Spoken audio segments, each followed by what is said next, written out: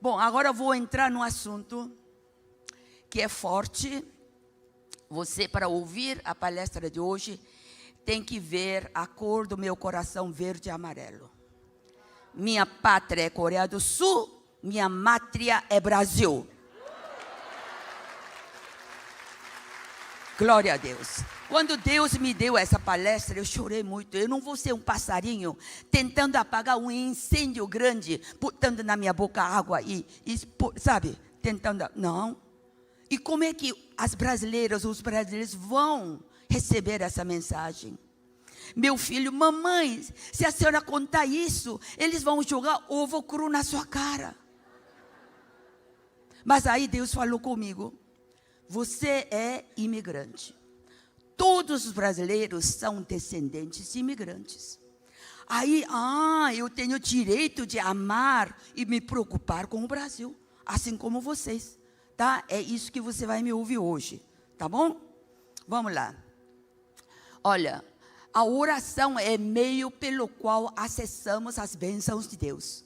Acessamos os milagres de Deus. Você acessa a Deus através da oração. Todo mundo sabe disso, não é? Não vou demorar na teoria, vou entrar direto na prática. Só quando oramos, os problemas insolúveis no nível nacional serão resolvidos. A igreja tem autoridade espiritual sobre a nação. Toda a autoridade foi dada a Jesus e Jesus entregou isso para a igreja. E Jesus nos comissiona com a autoridade espiritual toda vez que oramos. Você tem que orar com a autoridade. Estamos assentados junto com Jesus acima de todo poder e potestade.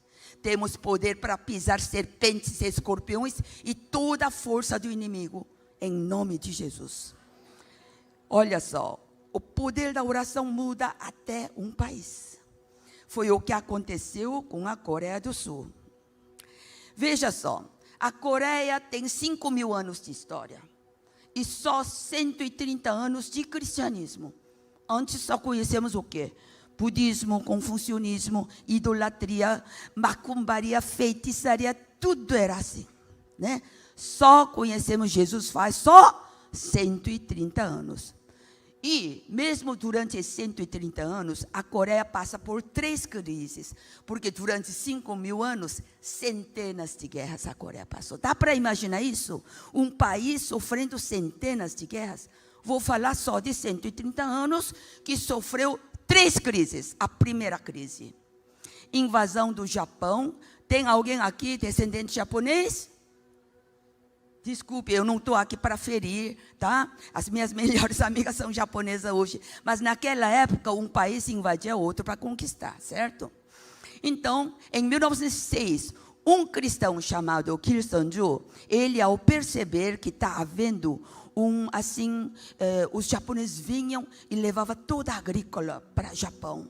Então, ele percebendo que tem algo de errado isso, ele chega sozinho na igreja às 5 horas da manhã, com o único objetivo de orar pela nação. Ele seria o quê? Um Esther homem, para salvar a nação, certo? Daí, alguns perceberam isso e começaram a aderir. Ele foi semente para difundir o culto mais famoso da Coreia, que é o culto da oração da madrugada, tá? Que é o tema de hoje. Daí, em 1906, que havia somente 44.000 cristãos em Coreia inteira, ainda não era dividida, tá? É Coreia inteira. Realmente, em 1909, acontece a invasão oficial do Japão à Coreia, dominando por 36 anos, proibindo de falar na língua coreana, proibindo de ter nome próprio em coreano. Meus pais nasceram nessa época, e por isso eles falam japonês e coreano, tem nome coreano e japonês, e obrigando a todos a adorar o imperador do Japão. Então foi muita perseguição aos pastores cristãos, mataram todos os pastores cristãos por 36 anos. E mesmo assim, 1910, que é um ano após a invasão, 44.000 cristãos aumentaram para 110.000 cristãos. Quanto mais perseguição, o poder do evangelho expande. É o poder do evangelho de Jesus. Bom, daí, com a rendição incondicional do Japão, da bomba atômica de 1945, eles voltam para o Japão. Então, aleluia, glória a Deus, tal, acabou tal, o domínio japonês. Agora, segunda crise. 1950 estoura a Guerra da Coreia. Quem já ouviu falar da Guerra da Coreia? Que termina em 1953, que era um perigo de tornar a Coreia comunista. E olha, fazendo um parênteses aqui, o Brasil também correu o risco de comunismo, não só em 1964, mas também em 1931. Quem sabe disso? Olha só, esta frase foi dita em 1931 por um pastor brasileiro de nome Adrian Roger, pastor sênior da Igreja Batista. Ele disse, olha só, é impossível levar o pobre à prosperidade através de legislações que punem os ricos pela prosperidade. Para cada pessoa que recebe sem trabalhar, outra pessoa deve trabalhar sem receber. O governo não pode dar para alguém aquilo que tira de outro alguém. Quando metade da população entende a ideia de que não precisa trabalhar, pois a outra metade irá sustentá-la. E quando esta outra metade entende que não vale a pena trabalhar para sustentar a primeira metade, então chegamos ao começo de fim de uma nação. É impossível multiplicar a riqueza dividindo-a. Olha que pastor brasileiro muito inteligente, em poucas palavras, explicar o que é comunismo, não é? Teoricamente, comunismo parece belo, não tem rico, pobre, né, tal. Mas todos falharam. Rússia, China falhou, Venezuela falhou. E a cilada do Satanás, sabe como que faz? Vocês conhecem o ditador norte-coreano atual, o Kim, o gordinho? O avô dele foi pioneiro a trazer comunismo para a Coreia. Porque naquela época que era a única Coreia, a região mais avivada era a região norte, que tinha grandes igrejas, pastores, assim, famosos, tá? Aí, hoje, se você acha uma Bíblia na Coreia do Norte, toda a família é enforcada. Mas naquela época, era a região mais avivada.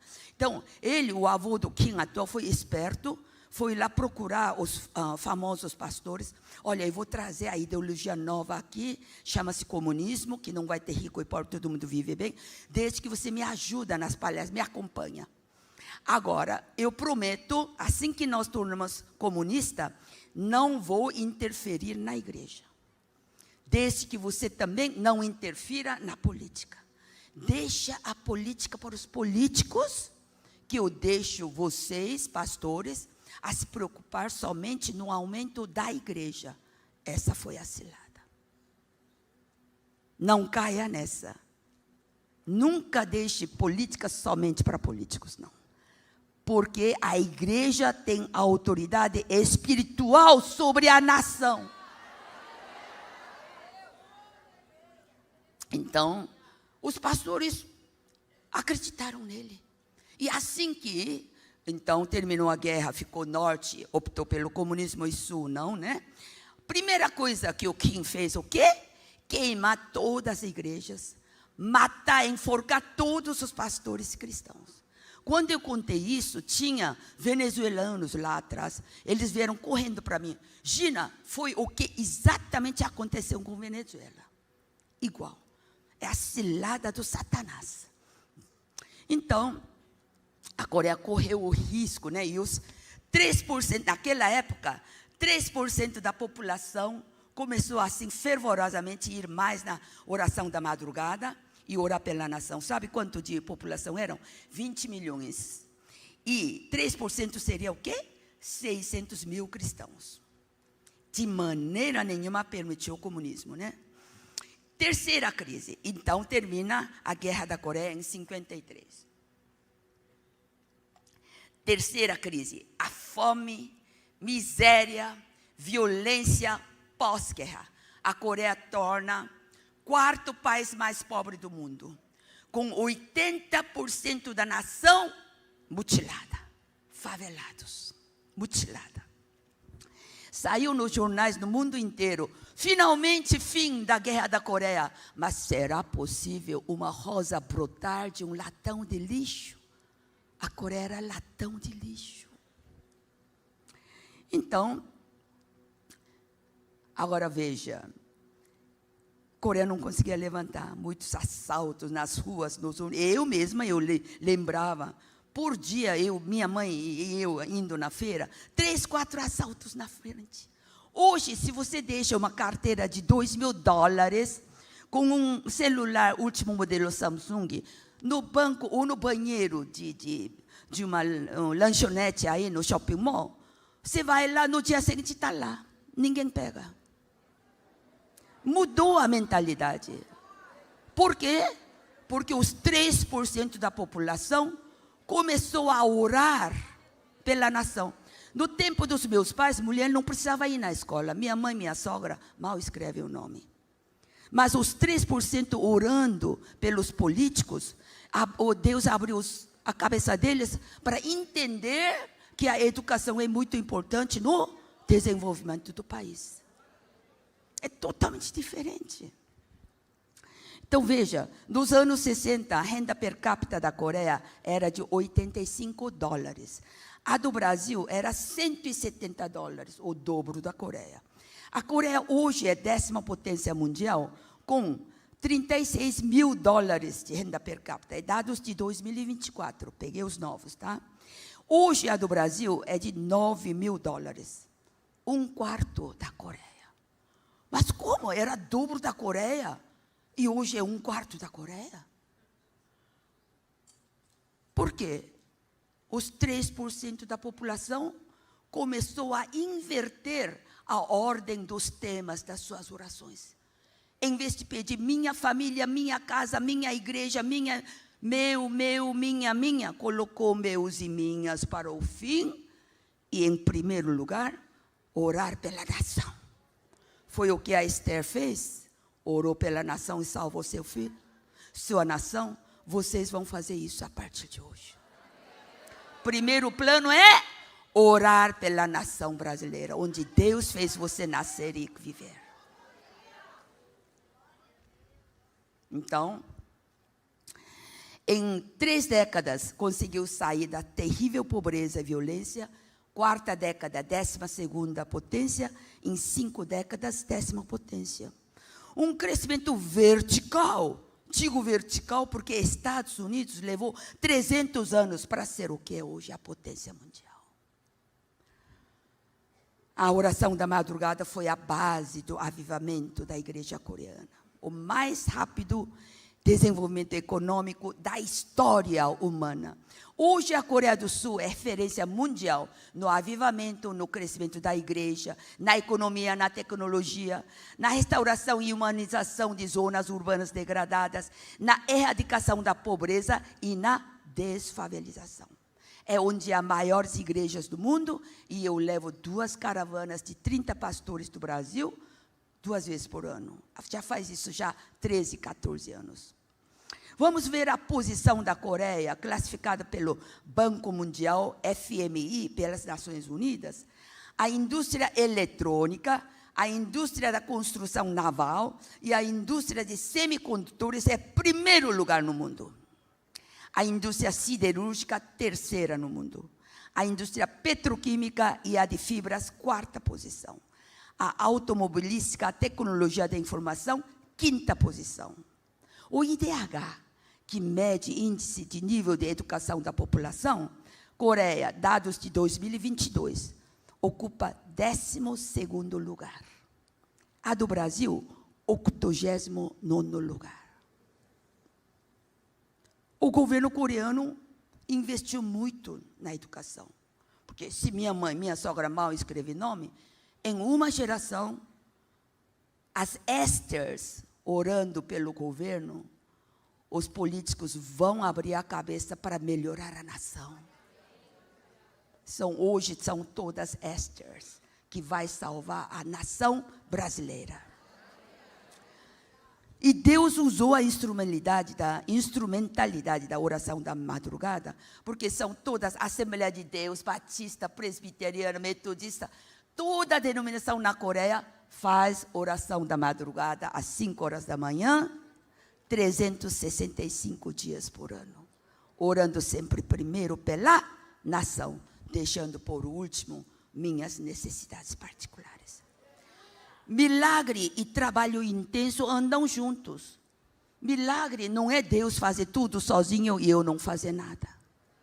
Nós temos que fazer a nossa parte. Oração. Poder da oração. Então vejam. Interceder pela nação é o DNA da igreja coreana. E eu oro para que seja DNA da igreja brasileira. Em Gênesis 18, fala da destruição de Sodoma e Gomorra. Eram cidades depravadas, cheias de homossexualismo, cheias de pecados, né? Deus decidiu destruir. Mas o Abraão intercede e Deus fala para Abraão, ok, por amor aos 10 justos, não a destruirei. Nós somos justos. Nós fomos escolhidos, amados, comprados, justificados pelo Jesus Cristo, é ou não é? Nós somos todos justos. A nossa função como cristão é relevante, é indispensável para a sociedade, para a nação incrédula continuar permanecendo vivo. Os incrédulos lá fora dependem de nós justos. Você viu essa responsabilidade que nós temos? Por 10 justos, Deus não ia destruir Sodoma e Gomorra. Não achou e acabou destruindo. E nós que temos esse poder, essa autoridade, essa potência que Deus nos deu, vai usar somente para minhas coisas? Para meus problemas? Essa autoridade imensa, esse poder imenso que Deus nos deu, essa autoridade espiritual sobre a nação, você vai limitar para suas coisas? Minha igreja, minha casa, minha cidade. Conheço brasileiros que amam a sua cidade. Muito bom. Ama até seu estado. Mas não ama o Brasil. Mas uma coreana, uma americana, dá sua vida pela sua nação. Não fica limitando para a sua cidade. A partir de hoje você é o quê?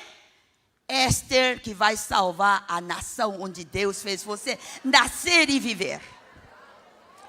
Nós cristãos temos a autoridade espiritual sobre a nação. Cristãos têm obrigação de interferir no bem da nação.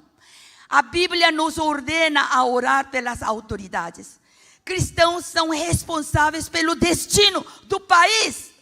Onde que diz isso? Na 1 Timóteo 2, verso 2.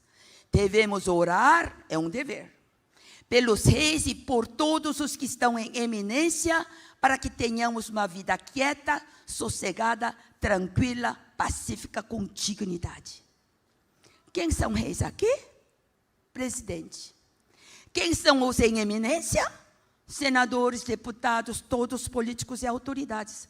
Aqui não está dizendo, ore por eles só se ele for do seu partido. Aqui não está dizendo, ore por eles só se eles forem cristãos. Goste ou não, se eles estão ocupando aquele lugar, nós, como povo, temos que orar por eles. Quando eu dei essa palestra numa igreja de 2.000 membros lá em Recife, a pastora veio assim com lágrimas nos olhos. Gina, desculpe, o presidente atual foi reeleito. E eu parei de orar pelo presidente, pela nação brasileira, e pedi para toda a igreja não orar pelo presidente. Aí eu falei assim, olha, pastora, a senhora pode ser sincera. Pai, eu não gosto desse presidente reeleito, mas mude-o. Mude-o para ser temente a Deus, para ser honesto, com ética e moral, com honestidade, amando e preocupando o povo e a nação brasileira. Eu dei essa sugestão para ela. E quando houve reeleição, em Estados Unidos, onde eu moro, mesmo na Coreia, saiu no jornal que houve fraude, que não houve fraude no Brasil. E eu chorava. Sabe o que Deus me disse? Toda a verdade tem um poder de se auto-revelar. Por mais que eles escondam, por mais prolongado tempo que seja for, toda a verdade se auto-revelará. Então não se preocupe. Não se preocupe. A nossa função é orar por eles para não causar algo de errado para a nossa nação, é ou não é? Então,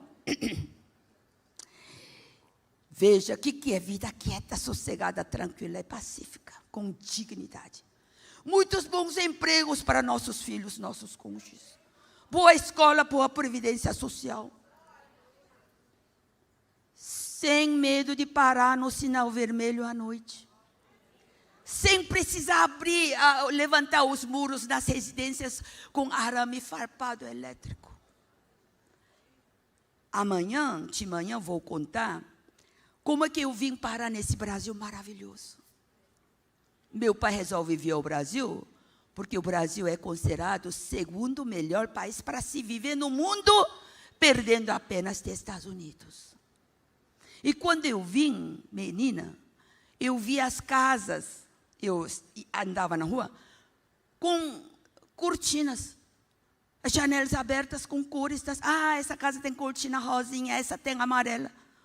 Hoje eu não vejo isso e eu choro. Amanhã venha de manhã e também à noite, porque amanhã é uma sequência, poder da oração que muda uma vida, Deus me mostra o reino dos céus, a demônia me larga, quando eu não acreditava que existia, e Jesus vem diretamente na minha casa me impor as mãos, amanhã de manhã. À noite vou contar o processo pelo qual Deus responde a você de maneira rápida. Porque orar é uma coisa, obter resposta ainda rápida é outra coisa. Então venham de manhã e à noite também, tá? Porque é uma sequência, tá? Aí você vai se tornar Esther poderosa, guerreira de oração. Bom, então, deu voltas até. Você queria uma vida melhor para você e para seus filhos, é ou não é? Você fica preocupado quando os seus filhos voltam tarde da noite, é ou não é? O atalho é, primeiro, orar pela nação brasileira. Amém? Em Provérbios 18, 21, a língua tem poder sobre vida e morte. O que quer dizer? A nossa língua tem poder para abençoar e para amaldiçoar. Em Tiago 3,6 fala para refrear a língua. Por quê? Os cientistas descobriram que quando a gente fala uma coisa, a gente não enxerga, mas a nossa fala está aí no ar como uma pequena energia, voa, e entra na coisa do qual você falou. Não some. Mas nós cristãos sabemos o que isso é uma legalidade que nós temos para o inimigo atuar. Se você fica xingando os políticos que são desonestos, corruptos e tudo mais, o que você falou tá indo lá e entra neles. Tenho certeza que a maioria dos políticos não entraram na política, eu vou roubar meu povo. Não, eles entraram na política com boa intenção de ser úteis, não é? Você não acha? Agora, eles entram na política, meus pais me educaram, eu sempre fui um homem honesto.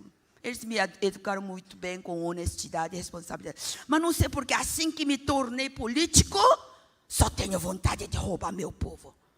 Por que será? Porque nós causamos ele mudar-se. É isso que a gente tem que arrepender.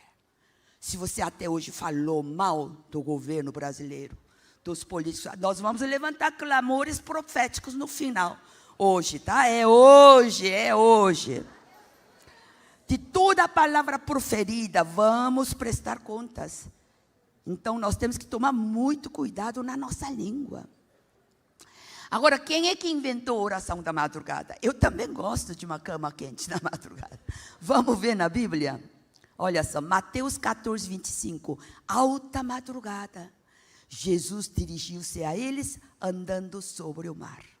Jó 8, versos 5, 6, 7. Se tu de madrugada buscares a Deus e ao Todo-Poderoso pedires, se fores puro e reto, certamente logo despertará por ti e restaurará a moradia da tua justiça. O teu princípio, na verdade, terá sido pequeno, porém o teu último estado crescerá em extremo. Olha só, o benefício avassalador de quem ora na madrugada. O teu princípio é pequeno, mas o seu último crescerá em extremo. Provérbios 8, 17. Eu amo os que me amam, e os que de madrugada me buscam, me acharão. Salmo 88, 13. Eu, porém, Senhor, tenho clamado a ti, e de madrugada te esperará a minha oração. Êxodo 24, 4. Moisés escreveu todas as palavras do Senhor, e tendo se levantado pela manhã de madrugada, edificou um altar ao pé do monte. E vejam, o povo de Deus iniciou a conquista de Jericó na madrugada. Josué 6,15. Mas ao sétimo dia, levantando-se de madrugada, deram volta à cidade 7 vezes. Salmo 63, 1. Ó Deus, tu és o meu Deus, de madrugada te buscarei, a minha alma tem sede de ti. A travessia do Mar Vermelho aconteceu na madrugada. O vento soprou a noite inteira, as águas dividiram, os israelitas atravessaram na madrugada, e os egípcios foram atrás deles no fim da madrugada. Olha só, eventos importantes, tudo aconteceu na madrugada. Gênesis 19, 27. Tendo se levantado Abraão de madrugada, foi para o lugar onde estivera na presença do Senhor. Abraão sempre encontrava com o Senhor na madrugada. Marcos 1, 35. Jesus, tendo se levantado alta madrugada, saiu, foi para um lugar deserto e ali orava. Quem é inventor da oração da madrugada? Jesus. E Jesus ressuscitou na madrugada. Marcos 16, 9. Quando Jesus ressuscitou na madrugada do primeiro dia da semana, etc. Sabemos que o maná caía na madrugada. Quem acordava tarde, passava fome. Eu até considero oração da madrugada o maná espiritual que vai te sustentar pelo resto do dia. Em Atos 5, 21, logo ao romper do dia, que é de madrugada, de manhã cedo, entraram no templo e ensinavam. Os apóstolos e santos da igreja primitiva reuniam no templo para estudar a palavra na manhã, bem de madrugada. Então eu incentivo outras igrejas que eu vou para fazer isso. Há 13 anos atrás que eu já levo, a primeira caravana que levei, esse pastor tinha uma igreja de 120 membros. Ele aprendeu, fez essa experiência de 8 dias na Coreia, voltou para sua igreja em Fortaleza e começou a fazer oração da madrugada todos os dias, como na Coreia. Em um ano, aumentou para 1.000 membros. Agora ele tem 3.000 membros. Aí eu coloquei ele como embaixador da oração da madrugada coreana e ele está divulgando pelo todo o Nordeste. O culto da madrugada será o suporte, o alicerce do reavivamento da sua própria fé, dessa igreja e do Brasil.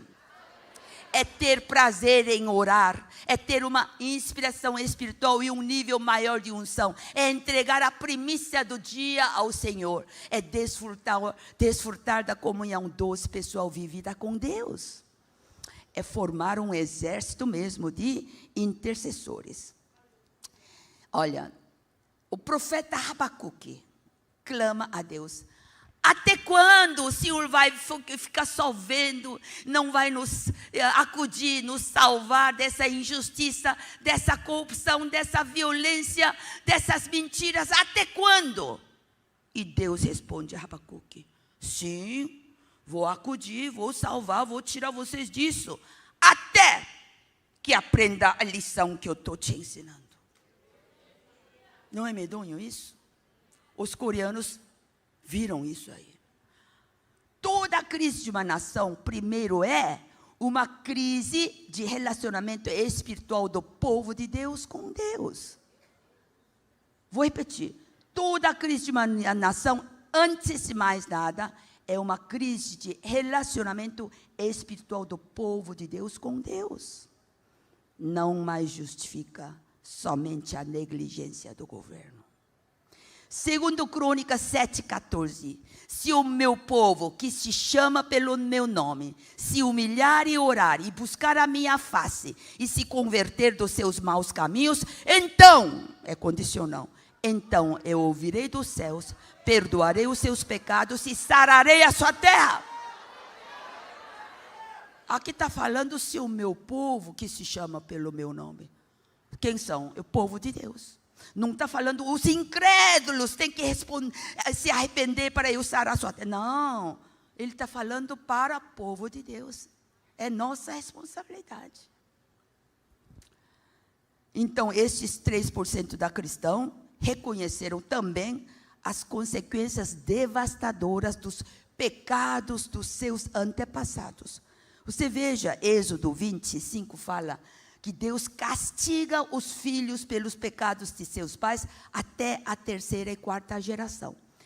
E trata com bondade até 1000 gerações. O amor de Deus é imenso, que Ele abençoa até 1000 gerações. Mas Ele tem que castigar até 3ª e 4ª geração. Por quê? Você que é mãe, se seus filhos fazem algo errado, você dá umas palmadinhas, é ou não é? E Deus é justo, Ele é Deus santo, não tolera pecado. Mas Ele castiga somente até 3ª e 4ª geração. Assim como se eu sou de 4ª geração, seria o quê? Pecados dos meus pais, vovós e bisavós. Basta eu arrepender desses até meus bisavós. Então os coreanos entenderam.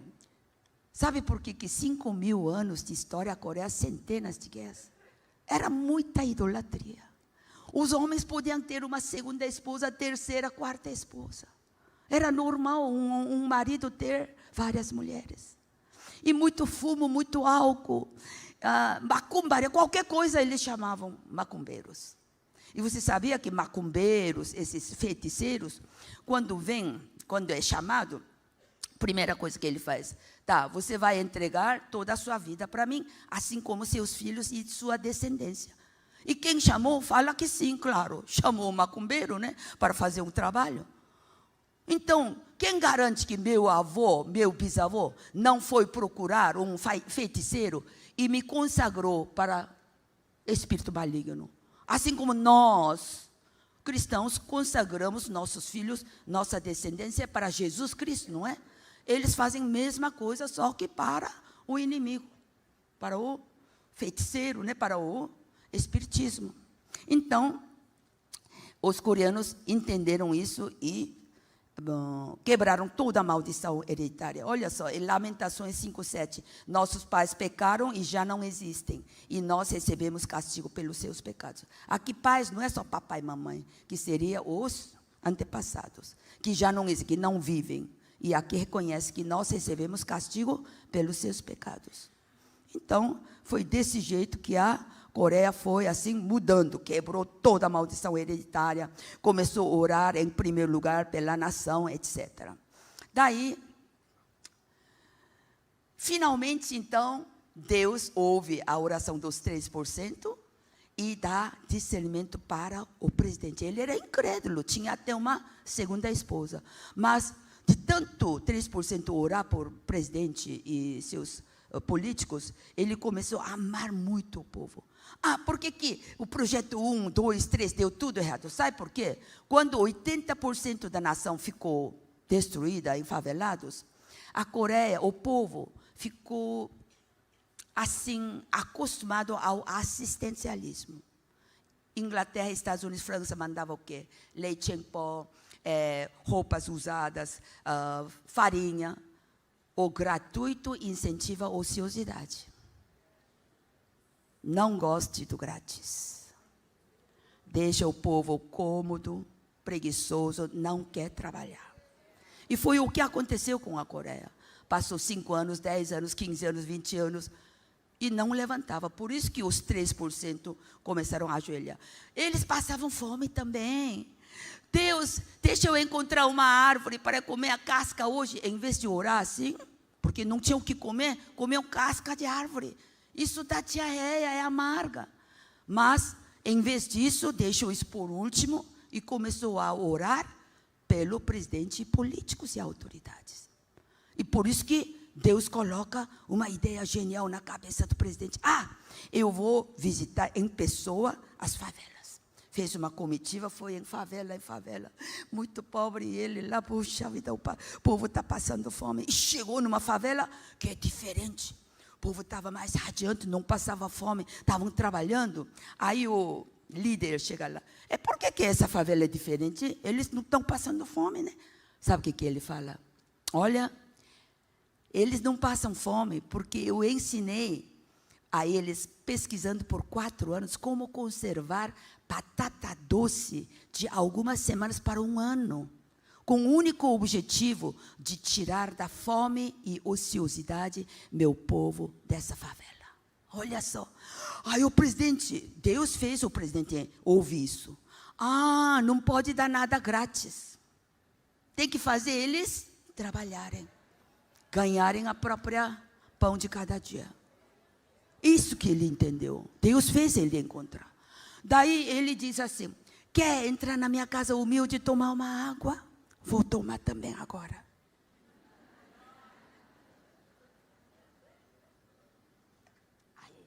Aí ele entrou, viu num quarto escrito assim: fique despreocupada, ó minha pátria, estou orando por ti. Que é isso?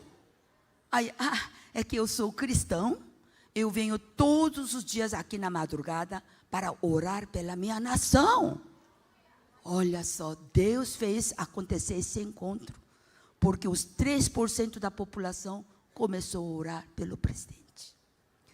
Daí ele volta e faz o projeto mais famoso que mudou a Coreia, que vou mostrar no final. E por que eu assumi esse papel de falar isso para vocês? Minha igreja estava procurando uma comunidade carente em México, porque eu moro em Califórnia, tá? Então, a gente pode ir de carro para México, porque faz o limite. Assim, para levantar a igreja, o orfanato, eu falei: não, pastor, eu falo português, vamos procurar uma comunidade carente no Brasil?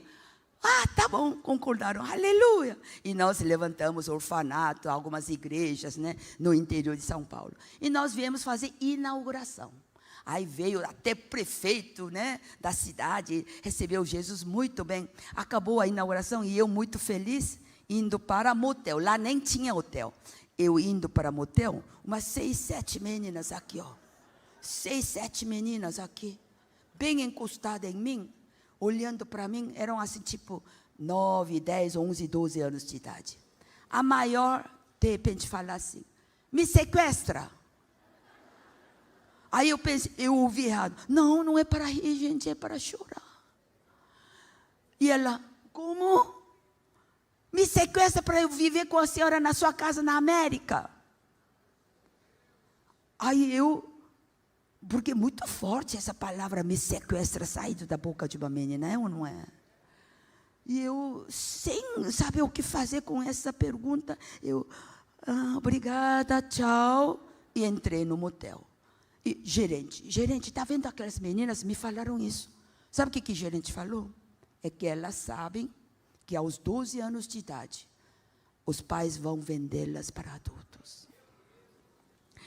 Nessa noite eu chorei, perdi sono, perdi apetite, e eu orava: Deus, eu não queria ouvir falar disso, porque o gerente me explicou sobre sequestro falso, sequestro verdadeiro, arrastão, Robin Hood, palavras que eu nunca ouvi antes.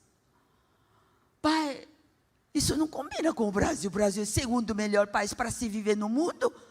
Como é que pode ter esse tipo de transformação? Eu chorava, não comia, não dormia, de preocupação. Daí eu falei com um vereador dessa cidade, desse projeto que eu vou mostrar no final para vocês irem para aprender. Aí o vereador falou: peraí, nós estamos tentando fazer isso, alguma coisa parecida com uma favela, e está dando certo. E me levou lá. Olha como o brasileiro é honesto e inteligente, olha só. Saiu o líder, né? Era um senhor de 60 anos, cabelo branco, barba. e camisa tudo esburacada, cinto velho, calça suja, tênis sujo. E ele falou: obrigado por nos visitar. Eu fui mendigo, literalmente mendigo, por 30 e tantos anos. Mas agora sou líder dessa favela. Cada família me paga R$1 por dia. E eu sobrevivo, eu larguei o mendigo. A senhora vai ficar por a reunião de 18 horas? Que reunião? Nós reunimos todos os dias, às 18 horas, 7 anos de idade até os idosos, com o único objetivo de parar de roubar e assaltar. Ontem veio um rapaz devolvendo uma panela roubada da vizinha, chorando, pedindo perdão. Todo mundo bateu palmas. Nós estamos reunindo para parar de roubar. Eu roubei isso, me perdoe. Todo mundo bateu palmas. Os jovens, anteontem, falaram: nós vamos parar de namorar até 17 anos para não ter mãe solteira. E um cristão, e eu falei, ele me levou para um terral aqui. Olha só, o prefeito, ao saber que nós vamos parar de assaltar e roubar, deu esse pedaço de terra. Olha só, esse milho, batata, feijão, não sei, ele falou assim, tomate, meus parabéns. Aí tinha um prédio aqui, eu falei: que prédio é esse? Um cristão, ao saber que nós não vamos mais roubar, ele mudou uma das suas fábricas aqui para dar de trabalho para jovens. E o prefeito ficou muito contente com o progresso.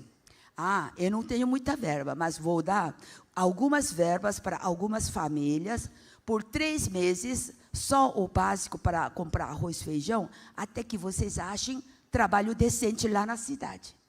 Aí, um homem, em 1 mês eu achei o pedreiro, eu ganhei o emprego de pedreiro. Me sobra ainda 2 meses, mas eu quero dar para meu vizinho que ainda não achou trabalho. Olha que honestidade. O brasileiro é bom, é honesto. Eu visito favelas, é igual nós, eles são iguais. O problema é a geração nova. Eles não têm nem medo. Mata um homem como mosca, que eles já nasceram com o DNA da maldade. Eu fui pregar essa palestra há poucos meses em Joinville, uma igreja grande também, lá tinha uns 3.000 membros. Aí, quando acabei de falar, um jovem alto, bonito, veio falar: olha, me chamam de missionário, porque eu vou à favela aqui atrás para falar de Jesus para crianças. Já é 7º ano que ele faz isso. Durante os primeiros 5 anos, ninguém dava bola. Todo mundo virava rosto.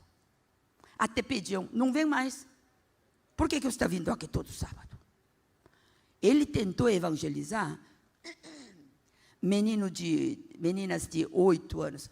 De 8 anos, o menino já é aviãozinho. Sabe o que é aviãozinho? Menina de 11 anos já está grávida. Então, de 8 anos para diante, nem dá para falar sobre Jesus. Aí, ele alcançou os meninos de 4, 5, 6, 7 anos. Ele começou a reunir nos sábados e falar de Jesus, tocar um pouquinho o violão assim bem baixinho e ensinando o louvor. Aí eles voltavam para casa radiantes, diferentes. E o chefe do tráfico de drogas, né, que a gente fala, o chefe era um homem de idade já. E ele falou: não vem mais, e reclamou, né? Mães, não mandem seus filhos para esse missionário jovem. Aí mães foram reclamar: não, queremos continuar a mandar, porque meus filhos voltam diferentes, eles estão mais felizes, radiantes, com esperança, alegria. Aí, é? Eu vou ceder então a garagem da minha casa. E ele cedeu a garagem, e ele vinha todo sábado, oficialmente. Daí esse homem foi preso, a polícia levou.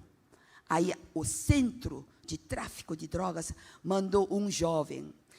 Ele vindo, ocupando esse lugar do líder, ao saber que vem esse rapaz da igreja grande, eu vou degolar a cabeça dele, vou mostrar o que acontece se a igreja interfere nos meus negócios.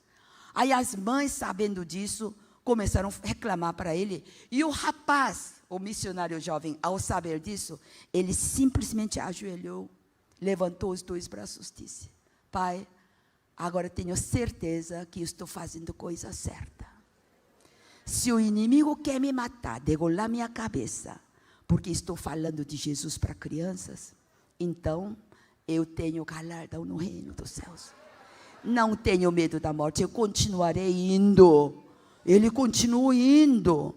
E as mães, ao mesmo tempo, foram na casa desse jovem líder. Se você matar esse rapaz, nós vamos te expulsar dessa nossa comunidade. Nós vamos trazer um outro líder falando lá no centro de tráfico. Aí ele cedeu. Agora, o prefeito, ao saber disso, ele comprou um depósito abandonado e agora essa igreja oficialmente vai todos os sábados tocando violão e vem tantas crianças. Então veja o que a igreja faz. Eu sempre aconselho, 20 igrejas pequenas adotariam uma favela. Não está muito tarde não, gente. Se a Coreia levantou a voz, a oração, com 80% de favelados, vocês, aqui no Brasil, eu pesquisei, é 25% que está dessa comunidade carente. Não está tarde. 10 igrejas médias adotariam outra favela. Uma igreja grande adotaria uma favela. Eu falei isso para o pastor Jorge Linhares Quecema, ele gostou da ideia. E ele adotou uma favela. Ele fez uma comitiva de 20 voluntários, foram lá.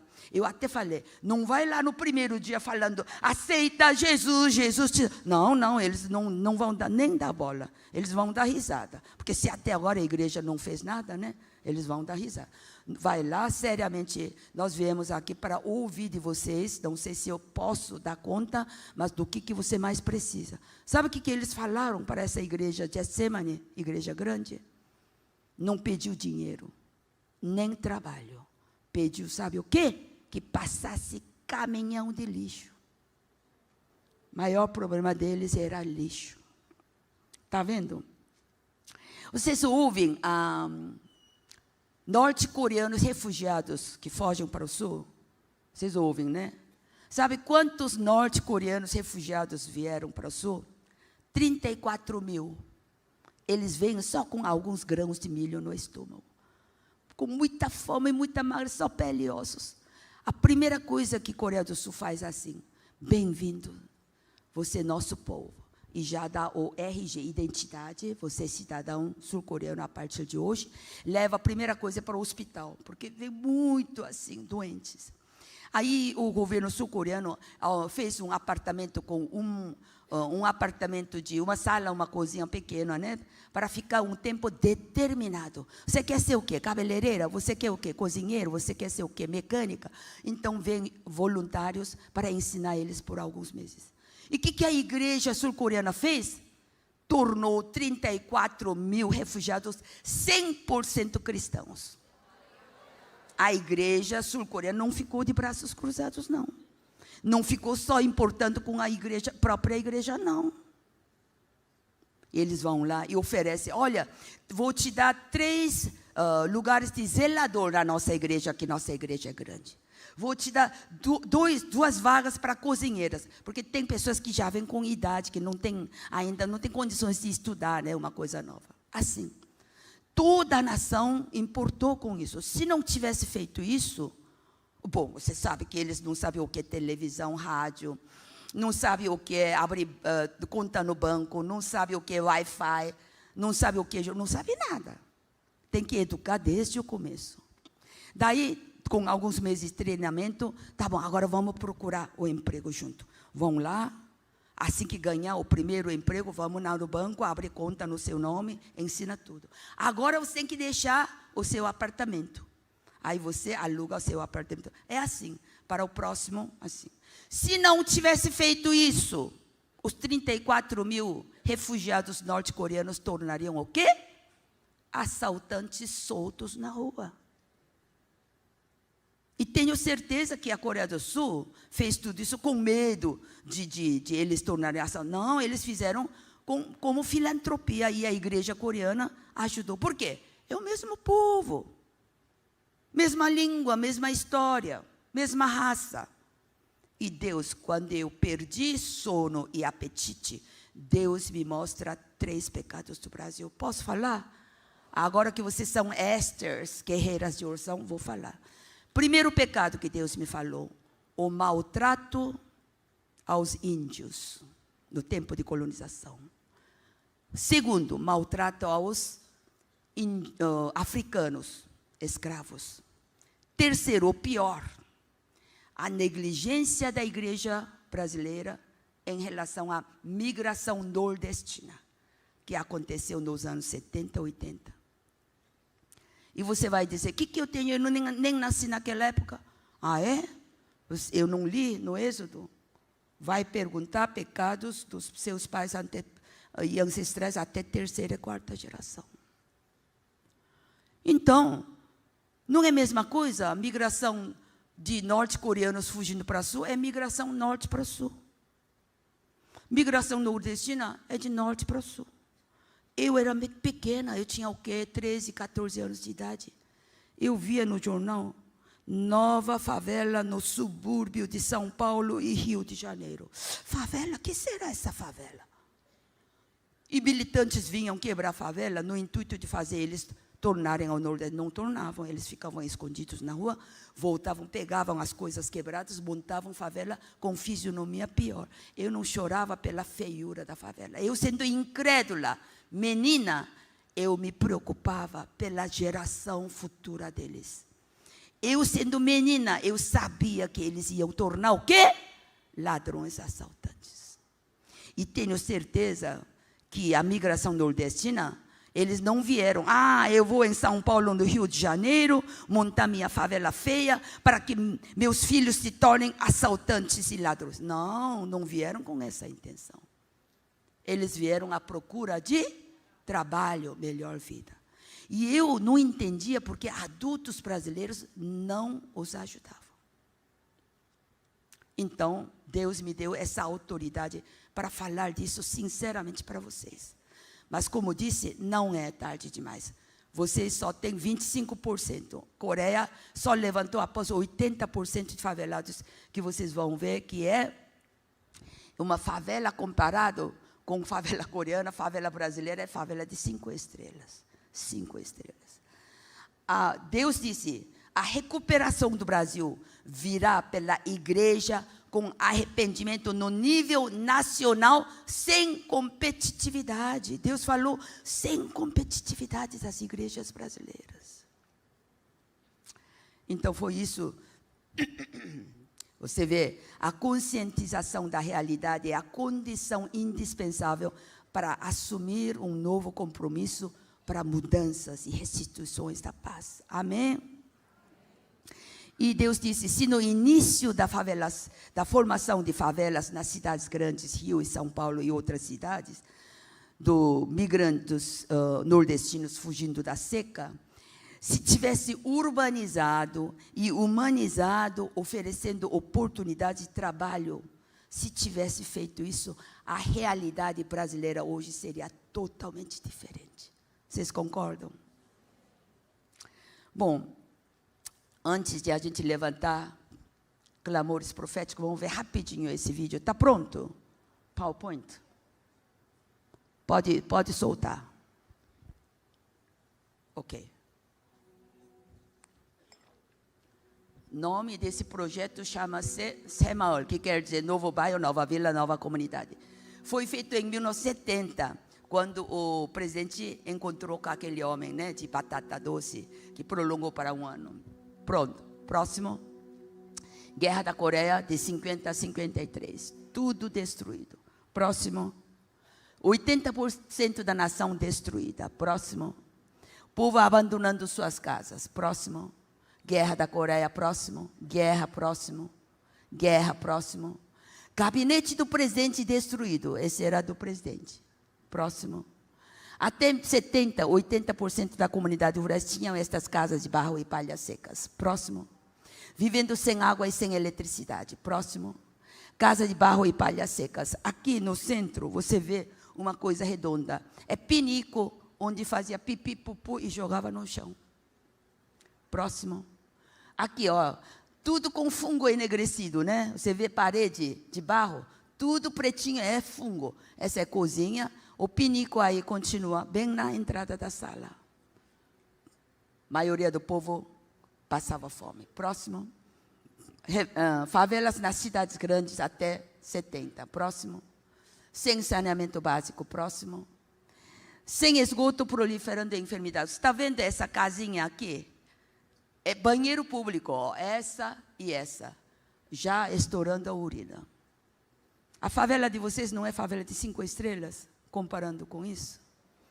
Próximo. Rua sem asfaltamento. Próximo. Aí iniciaram educando o povo sobre o projeto e a alfabetização. Próximo. E inicia em 70, moradores construindo ponte. Então, essa favela, o que precisa mais? Que precisa de uma ponte, porque, olha, esse riacho podre, né? Tal. Tá, então, elege aí uns 3, 4 rapazes inteligentes. Então, a favela reunia, elegiam 4, aí iam para a capital, ensinavam por um mês, 2 meses, como construir a ponte, vinham com 2 técnicos do centro e chamava todos os favelados. Ninguém vai ficar de braços cruzados em casa. Ninguém vai ficar sem trabalhar. Então, os moradores se movendo para fazer isso. Próximo. Então, olha, as mulheres com touca também ajudando. O objetivo do projeto é tirar a preguiça do povo carente. Próximo. Cooperando mutuamente. Próximo. Presidente Park trabalhando com o povo. Próximo. Presidente Park visitando na reforma de telhados. Aqui é telhado de palha, lá atrás é telhado decente. Se sua casa hoje é demolida, em um dia levanta a casa decente. Depois é sua casa, assim por diante. Então, se a rua está toda pronta, passa para outra rua e o governo ajuda com asfaltamento quando termina tudo. Próximo. Paisagem da comunidade rural até 70, antes de iniciar o projeto Semal. Veja o depois. Próximo, mudou para isso. Depois da reforma habitacional. Próximo. O governo expandia, aí sim, pavimentava rodovias ligando entre cidades. Agora tornou cidade, não é mais favela. Próximo. Resultado do projeto, fábricas e armazéns construídos. E em 7 anos, tirou toda a paisagem de casas de barro e sapé. Em 7 anos só. Por quê? Fez todo mundo trabalhar. Próximo. Instruindo o povo na agricultura. Então, aqui que dá o que melhor? Aqui o tomate dá. Então vinham técnicos, vamos aumentar essa produção de tomate. Próximo. Instruindo o uso da terra em diversidade. Próximo. 3 valores do projeto: diligência, autossuficiência, cooperação mútua. Próximo. A agrícola revolucionou e em 74, olha só, em 4 anos já atingiu níveis sem precedentes. Próximo. Capacitando profissional. Tem jovens que não querem agricultura, quer ser mecânico, então vinha técnicos a ensinar. Próximo. Aqui tinha muitas jovens. O que vocês querem aprender? Corte e costura. Então vinham técnicos ensinar, estimulando a ganhar a própria renda. Ficou famosa uma cidade de confecção própria. Próximo. Trabalhando em conjunto para levantar fundos da vila. Próximo. O objetivo do projeto é motivar a seguir uma vida honesta, produtiva. Aqui tinha muitas senhoras idosas. Então, nós queremos aprender crochê. Então, essa cidade ficou famosa em venda de crochê. Próximo. Economia da reciclagem para levantar fundos para bairro. Próximo. Aí, construía bibliotecas públicas. Aí, começou a educar o povo. Ignorante que era antes, né? Próximo. Projeto 57% investimento do governo. O governo tinha que dar cimento, areia gratuito, é lógico. Uma parte tem que dar. 32% empresa privada. Você quer pagar imposto para o governo ou você quer ficar isento do governo se participar desse projeto? Quero participar. Então, é 32%. Agora, 11% de propósito deixado para próprio morador, financiado a longo prazo. A longo prazo. Pequena parte. Por quê? Para que ele fique incentivado a trabalhar, procurar um trabalho decente. E veja o antes e depois, é a mesma casa, ó, de barro e palha, aqui decente. E a rua alagada, agora já acimentada. É assim que mudou, em 7 anos. Próximo. Aí, 63 mil líderes de 148 países foram à Coreia aprender esse projeto. África, Ásia, Oriente Médio, até Estados Unidos. O presidente Obama, quando visitava comunidades carentes de uma cidade, 99,9% eram descendentes de afro-americanos, escravos. E então ele ia nas favelas. Por que vocês não vão na Coreia aprender de um projeto de desfavelização? Até Estados Unidos foi. Próximo. Agora, esse rio, Cheonggyecheon, em Seul, essa é foto de 68. Um recente impacto para o mundo. Conhece o ator americano Brad Pitt? Ele que passou essa reportagem numa rede na América, né, em Estados Unidos. Próximo. Então, esse rio, conhece o rio Tietê de São Paulo? Esse rio é pior, fedorento. Tudo, sabe, todo pipi-pupu da cidade desse aqui, né? A pobreza e a ociosidade geram revolta que produz a violência. Essa é a fórmula.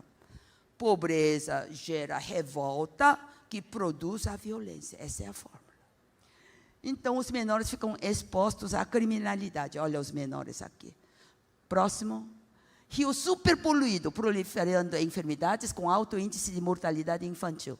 Está vendo a favela coreana como era? 80% da nação era assim. Próximo.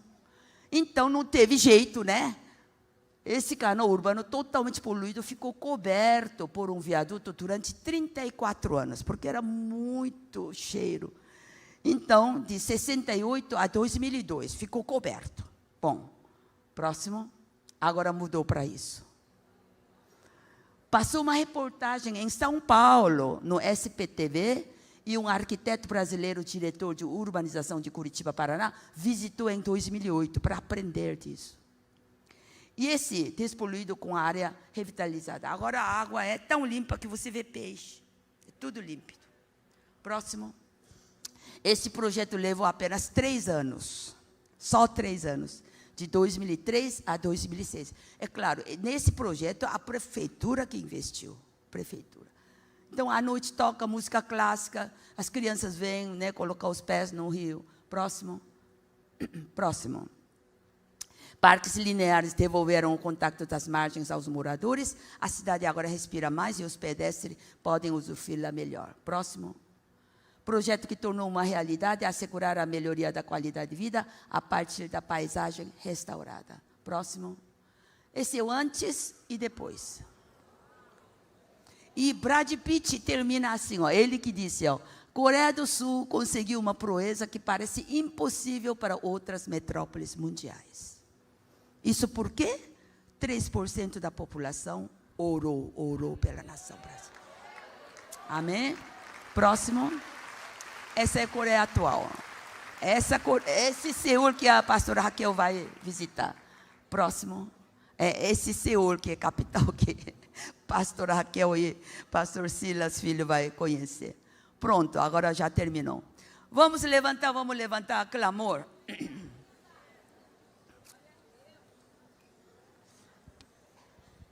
Todos de pé. Agora vamos levantar clamor profético.